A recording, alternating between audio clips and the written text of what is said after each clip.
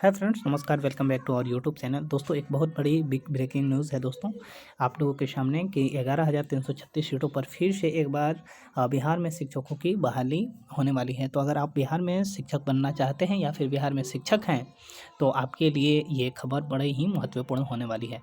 तो आइए आज के अखबार में क्या कुछ खबरें हैं उसे हम लोग देख लेते हैं। तो देखिए, जैसा कि आप अपनी स्क्रीन पे देख रहे होंगे कि शिक्षा विभाग जल्द समान प्रशासन विभाग के माध्यम से अधिसूचना बीपीएससी को भेज देगा। कैबिनेट ने पिछले दिन स्वीकृति दी थी।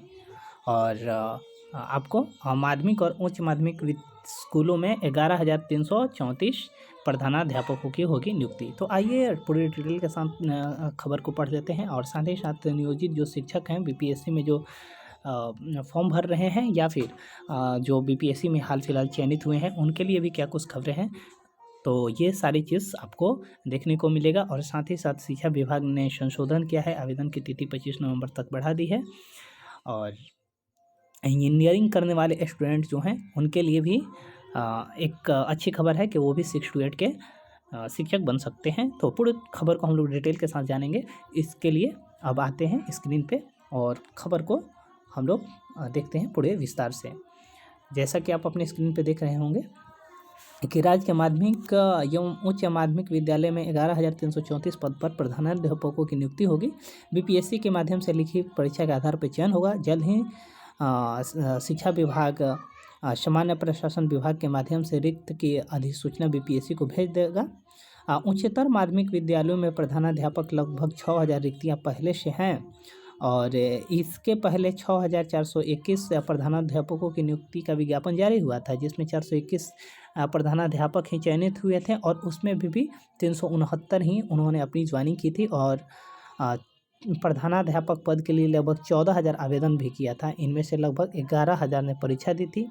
5,334 माध्यमिक और उच्च माध्यमिक विद्यालयों में प्रधानाध्यापकों की नियुक्ति के लिए कैबिनेट ने पिछले दिनों ही स्वीकृति दी थी। इस तरह से अब कुल 11,334 पदों के लिए लिखित परीक्षा के आधार पर प्रधानाध्यापकों की नियुक्ति होगी। खास बात यह है कि माध्यमिक और उच्च माध्यमिक विद्यालयों में प्रधानाध्यापक संवर्ण का गठन भी होगा। इसके अलावा राज्य में 29,000 मध्य विद्यालय हैं, उनमें से जितने प्रधानाध्यापक के पद रिक्त हैं उन पदों को भी चिन्हित किया जा रहा है। 2 नवंबर को गांधी मैदान से नीतीश कुमार ने जल्द प्रधानाध्यापकों को नियुक्ति के लिए वैकेंसी जारी की बात कही थी, जिसमें कहा गया था कि हम 50,000 और शिक्षकों की बहाली लेने वाले हैं। और इस कार्यक्रम में हमारे शिक्षा मंत्री प्रोफेसर चंद्रशेखर भी वहाँ पे मौजूद थे। तो ये तो हो गई अगर आप शिक्षक बनना चाहते हैं उससे संबंधित खबरें।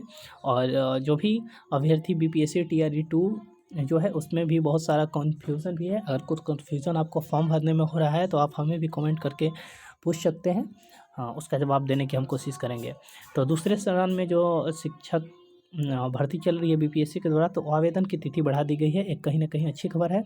और शिक्षा विभाग में कक्षा 6 से 8 के लिए स्नातक कोटि के शिक्षक अभ्यर्थियों के लिए अर्हता जारी किया गया है। विभाग ने कहा है कि पूर्व में निर्गत सूचना में शिक्षकों की अर्हता समाहित करते हुए 19 मई 2023 के आदेश को संशोधित किया गया है। विभाग के नए अधिसूचना में यह साफ हो गया है कि न्यूनतम 50% अंकों के साथ अगर आप बीसीए किए हुए हैं, प्रारंभिक शिक्षा में द्वितीय वर्ष डिप्लोमा या फिर बीएड या बीएड विशेष शिक्षा में न्यूनतम 55% अंक के साथ या उसके समकक्ष के साथ एमसीए और 3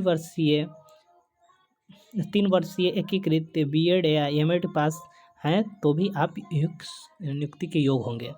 राष्ट्रीय प्रधानाध्यापक शिक्षक परिषद के मापदंड तथा क्रियाविधि विनियम 2014 के तहत इंजीनियरिंग से स्नातक जिसमें विज्ञान और गणित विशेषता हो तथा बीएड की योग्यता माने जाएंगे। शिक्षक भर्ती में बीपीएससी टेक्नोलॉजी बीसीए तथा बीएड पास अभ्यर्थी भी शामिल हो सकते हैं।